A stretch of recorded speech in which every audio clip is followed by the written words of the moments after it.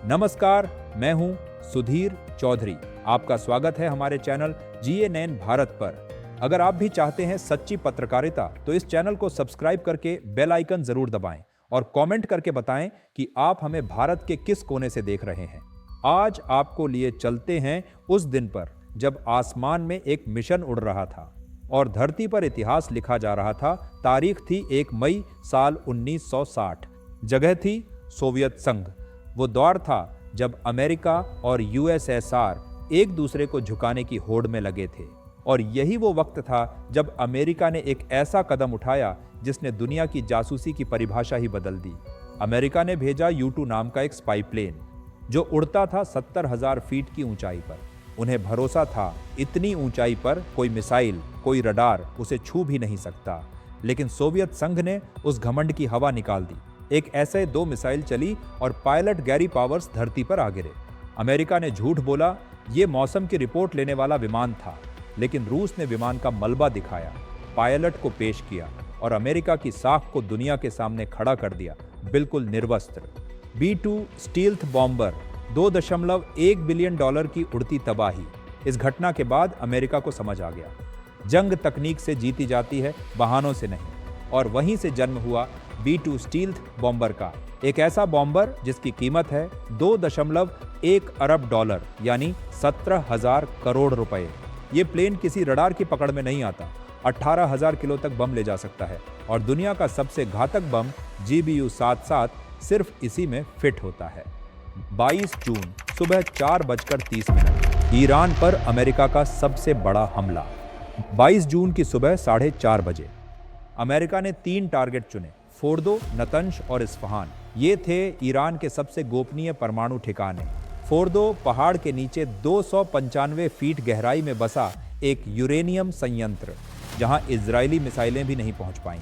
लेकिन B-2 ने पहुंचकर गिराया GBU-77 क्लस्टर बम, एक ऐसा बम जो 60 मीटर मोटी कंक्रीट को भेद सकता है, और 13,600 किलो वजनी यह बम सिर्फ B-2 बॉम्बर ही ले जा सकता है। ये ऑपरेशन कहां से हुआ? सबको धोखा मिला। लोगों को लगा बॉम्बर आएगा नॉर्थ कोरिया से, फिर कयास लगे शायद भारत के साउथ में डिएगो गार्सिया से। लेकिन अमेरिका ने सबको चौंकाते हुए मिजूरी USA से सीधे उड़ान भरी। हवा में ही रिफ्यूलिंग हुई, और जब बॉम्बर पहुंचे तो कुछ ही मिनटों में फोर्दो, नतंज और इस्फहान तीनों उड़ा दिए।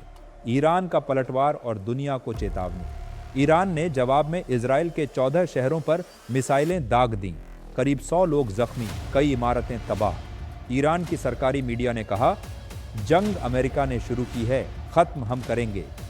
और अब आता है पाकिस्तान का चेहरा, दोहरा, बेशर्म और डरपोक। पाकिस्तान ने अमेरिका की कार्रवाई की निंदा की, बोला ये ईरान की संप्रभुता पर हमला है।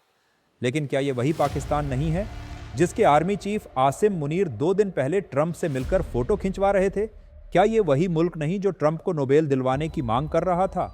अब जब अमेरिका ने हमला किया तो उसी पाकिस्तान को अचानक अमेरिका से दिक्कत होने लगी। ट्रंप, क्रिप्टो और पाकिस्तान की बोली लगी राजनीति। खबरें ये भी हैं, ट्रंप की जिस क्रिप्टो कंपनी में पैसा लगा है वह अब पाकिस्तान में ऑफिस खोलने वाली है। ट्रंप चाहते हैं कि पाकिस्तान क्रिप्टो की राजधानी बने और मुनीर जनरल साहब बने उनके ब्रांड एम्बेसडर। पाकिस्तान की हालत वही हो गई है जो 2001 में थी, जब अफगानिस्तान के खिलाफ अमेरिका को अड्डे दिए थे। आज फिर वही खेल, वही लालच, वही धोखा। ईरान ने बिना नाम लिए दी धमकी।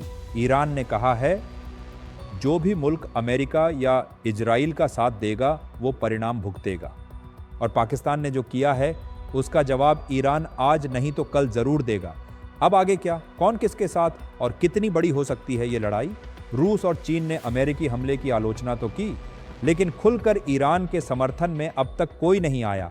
अगर रूस या चीन ने वैसा ही साथ दिया जैसा अमेरिका और यूरोप ने यूक्रेन को दिया, तो समझिए तीसरा विश्व युद्ध बस एक बयान दूर है। ईरान कोई हमास नहीं है, ये समझना होगा। हमास जिसके पास कुछ 100 लड़ाके हैं, उसे भी इजराइल 2 साल में नहीं हरा सका। ईरान 8.5 करोड़ की आबादी, चौथा सबसे बड़ा तेल निर्यातक और दुनिया का सबसे बड़ा नेचुरल गैस रिजर्व, इसे हराना सिर्फ बमों से नहीं होगा। तो सवाल ये है, कौन भारी पड़ेगा और क्या पाकिस्तान को ईरान सबक सिखाएगा? नीचे कमेंट में अपनी राय जरूर दीजिए और इस वीडियो को लाइक करें, शेयर करें ताकि हकीकत हर भारतवासी तक पहुंचे।